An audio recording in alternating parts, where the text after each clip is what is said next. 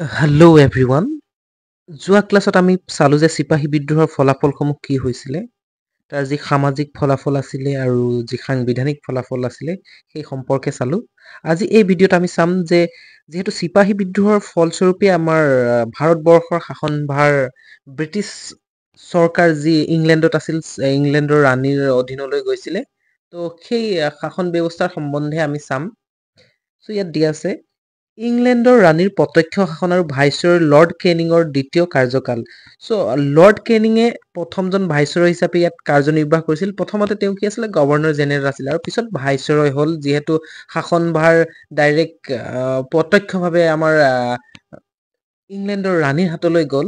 তো সেইবাবে এই ভাইচৰয় আৰু সেই যোনজন ইয়াৰ প্ৰধান ৰিপ্ৰেজেণ্টেটিভ আছিলে বা প্ৰধান যোনজন ব্ৰিটিছৰ হৈ শাসন ব্যৱহাৰ কৰি আছিলে, ইয়াত তেখেতক ভাইচৰয় নামাকৰণ কৰা হ'ল গভৰ্ণৰ জেনেৰেলৰ পৰা। তো সেইবাবে প্ৰথমজন ভাইচৰয় হৈছিলে লৰ্ড কেনিং। লৰ্ড কেনিঙে তেওঁৰ দ্বিতীয়টো কাৰ্যকালত ভাইচৰয় হিচাপে আৰ্থিক দিশটোৰ ওপৰত বিশেষ মনোযোগ দিছিল।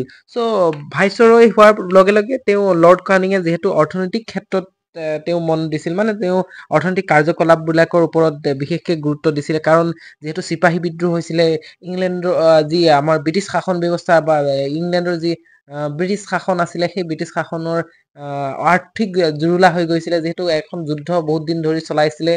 ফলস্বৰূপে ইহঁতৰ বহুতো ক্ষতিসাধন হ'ল। সেই ক্ষতিসাধন পূৰাবৰ ক্ষেত্ৰত তেখেতসকলে গুৰুত্ব দিছিলে। চ' ইয়াত দিয়া হৈছে যে বিদ্ৰোহে জুৰুলা কৰা আৰ্থিক অৱস্থাক সবল কৰি তুলিবলৈ চেষ্টা কৰিছিল। তেওঁ বিত্ত বিশেষজ্ঞ জেমছ উইলছন আৰু ছেমুৱেলক ভাৰতলৈ মতাই আনি এই দিশত তেওঁলোকৰ পৰা দিহা পৰামৰ্শ গ্ৰহণ কৰিছিল। তো সেই সময়ত তেওঁ দুজন ব্যক্তিক মাতি আনিছিলে, যিহেতু ইংলেণ্ডৰ পৰা। ইংলেণ্ডত তেতিয়া পাৰ্লিয়ামেণ্টাৰী ছিষ্টেম আছিলে, আৰু যি পাৰ্লিয়ামেণ্টাৰী ছিষ্টেম আছিলে তাৰ দুজন বিষয়া আছিলে যি অৰ্থনৈতিক ক্ষেত্ৰত তেখেতসকলৰ পাৰ্গত আছিলে। এজন হৈছে জেমছ উইলছন আৰু এজন হৈছে ছেমুৱেল। তো এই তেখেত দুজনক লৈ আহিলে ইয়াত ভাৰতবৰ্ষৰ অৰ্থনৈতিক ক্ষেত্ৰখনত সুধাৰ আনিবলৈ বা তেখেতসকলৰ স্থবিৰতা আনিবলৈ বা অৰ্থনৈতিক বিকাশৰ ক্ষেত্ৰত, যিহেতু তেওঁলোকৰ যি জুৰুলা অৱস্থা হৈছিল যুদ্ধৰ ক্ষেত্ৰত, তাৰ পৰা বচাবৰ কাৰণে তেখেতসকলে এই ব্যৱস্থা কৰিলে। বিশেষজ্ঞ দুগৰাকীৰ পৰামৰ্শৰ ভিত্তিত প্ৰথমবাৰৰ বাবে পৰীক্ষামূলকভাৱে বাৰ্ষিক 500 টকা বা তাতোধিক উপাৰ্জন কৰা লোকৰ ওপৰত আয়কৰ বহুৱাইছিল। চ' এই ক্ষেত্ৰতে তেওঁ যি কৰ ব্যৱস্থাৰ প্ৰৱৰ্তন কৰিলে, যি আমাৰ বৰ্তমানো যিহেতু ইনকাম টেক্স থাকে, যি কৰ আয়ৰ ওপৰত কৰ দিয়া হয়, তো সেই কৰ ব্যৱস্থাৰ তেওঁ তেওঁ ইয়াত প্ৰৱৰ্তন কৰিলে। আৰু যিসকল লোকক 500 টকাৰ ওপৰত বা তাতকৈ বেছি উপাৰ্জন কৰিছিল, তেখেতসকলৰ ওপৰত কৰ আৰোপ কৰিলে তেখেতসকলে।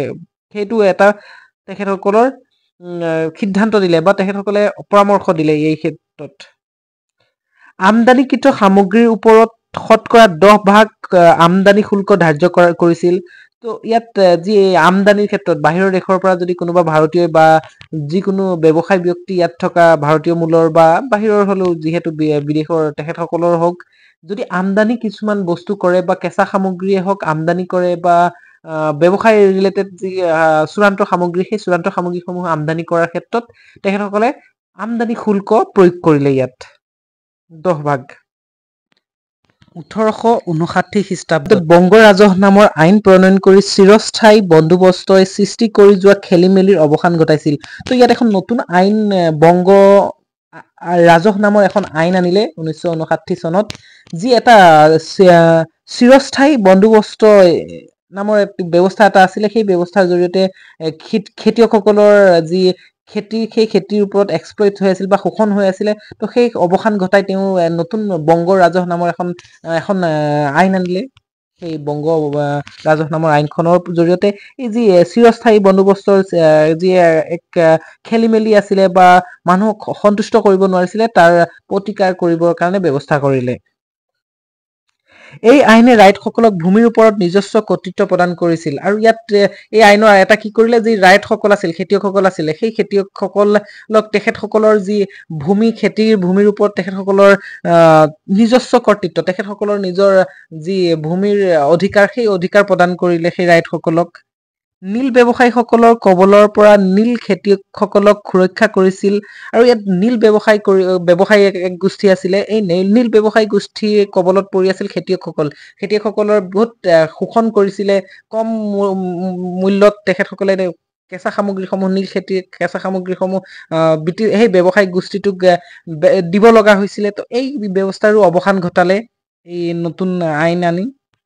দেশত উৎপাদিত ধঁপাতৰ ওপৰত কৰ ধাৰ্য কৰিছিল আৰু ইয়াত যিহেতু বিভিন্ন ধৰণৰ নিচা জাতীয় দ্ৰব্যসমূহ ইয়াত বৃদ্ধি কৰিছিলে, ধঁপাত জাতীয় খেতি বৃদ্ধি কৰিছিলে। তো এইবিলাকৰ ওপৰত অধিক কৰ লগাই এইবিলাকক নিয়ন্ত্ৰণ কৰিবলৈ প্ৰয়াস কৰিলে তেখেতসকলে।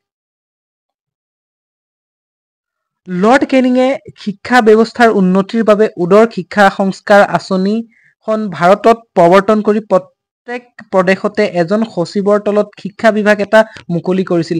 আৰু লৰ্ড কেনিং যিজন আছিলে তেখেতে মেইনলি এই ভাৰতীয়সকলক সন্তুষ্ট কৰিবৰ কাৰণে ইংলেণ্ডৰ পৰা পৰামৰ্শ আছিল যে ভাৰতীয়সকলক সন্তুষ্ট কৰিব লাগিছিল বা ভাৰতীয়সকলক নিয়ন্ত্ৰণ কৰিব লাগিছিল। তো এই ক্ষেত্ৰত তেখেতসকলে কি কৰিলে যে ভাৰতীয়সকলক নিয়ন্ত্ৰণ কৰিবলৈ কাৰণে কিছুমান যি কল্যাণমূলক কাম কৰিব লাগিব বা শিক্ষাৰ ক্ষেত্ৰত তেখেতসকলক আধুনিক যি ব্যৱস্থা আছিলে সেই ব্যৱস্থা বা পশ্চিমীয়া সংস্কৃতিৰ প্ৰতি তেখেতসকলক ধাৱমান কৰিব বিচাৰিছিল। যিহেতু এই পশ্চিমীয়া শিক্ষাৰ লগত জড়িত হ'লে তেখেতসকলে ব্ৰিটিছৰ যি আদব কায়দা বা ব্ৰিটিছৰ যি শাসন ব্যৱস্থা সেই সম্পৰ্কে বুজিব আৰু ব্ৰিটিছৰ যি ব্যৱস্থা সেই ব্যৱস্থাৰ লগত মিলিত হ'ব আৰু সেইদৰে তেখেতসকলৰ শাসন ব্যৱস্থাও সুনিশ্চিত হ'ব বা ভালদৰে চলিব পাৰিব বিনা প্ৰতিবাদত বা বিনা আন্দোলনত বা বিনা বিদ্ৰোহত। এইবোৰ আন্দোলনবিলাক কমি যাব বুলি তেখেতসকলে শিক্ষাৰ প্ৰৱৰ্তন কৰিলে আৰু শিক্ষাৰ বাবে কি আনিলে, নতুন এখন শিক্ষা আইন আনিলে আৰু সেই শিক্ষাক উদাৰ শিক্ষাৰ সংস্কাৰ আঁচনি বুলি ক'লে, উডেস্পাছ বুলি কয় ইংলিছত।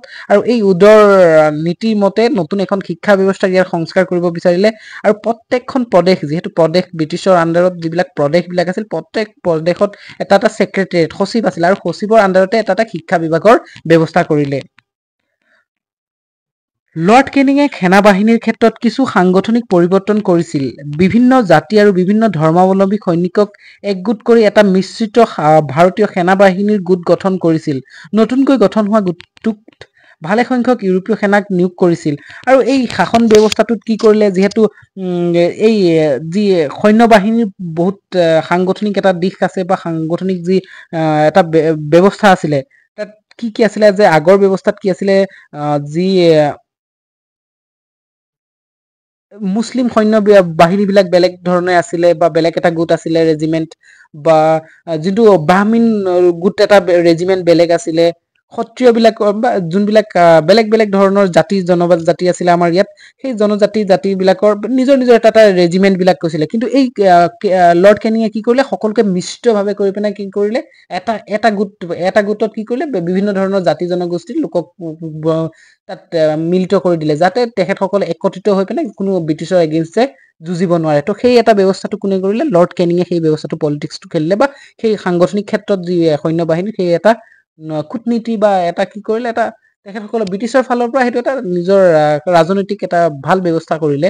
কিন্তু আমাৰ ভাৰতীয় ক্ষেত্ৰৰ ফালৰ পৰা কি কৰিলে যে এটা মিশ্ৰিত কৰি তেখেতসকলে এটা পলিটিক্স খেলিলে, কূটনীতি খেলিলে, যে ইয়াৰ ইজনৰ চোৰাংচোৱা সিজন জনজাতি বা এনেকে ধৰণৰ বেলেগ বেলেগ ধৰণৰ জাতি জনগোষ্ঠী ইজনৰ সিজনৰ লগত থাকিলে কি হ'ব, যে ইজনে সিজনৰ ওপৰত ভয় কৰি বা সিজনে ওপৰত ভয় কৰি চলিব, কাৰণ হয়তো তেখেতসকলৰ ব্ৰিটিছৰ ইনফৰ্মাৰ হ'ব পাৰে। আৰু এইবিলাক নিয়ন্ত্ৰণ কৰিবৰ কাৰণে ইউৰোপীয় মূলৰো বহুত সৈন্য তেখেতসকলে নিয়োগ কৰিলে, যাতে সকলোবোৰ নিয়ন্ত্ৰিত হৈ থাকে। এই সকলোবোৰ যোনবিলাক ইয়াৰ ভাৰতীয়সকল আছিলে, ভাৰতীয় সৈন্য বাহিনীসকল আকৌ যাতে চিপাহী বিদ্ৰোহৰ দৰে বিদ্ৰোহ গঢ়ি তুলিব নোৱাৰে, তাৰ তেনেধৰণৰ এটা নিয়ন্ত্ৰণমূলক তেখেতসকলে ব্ৰিটিছৰ যি ইউৰোপীয় সৈন্যসকলক বেছি ইয়াত প্ৰিফাৰ দিলে বা বেছি ইয়াত নিয়োগ কৰিবলৈ ধৰিলে।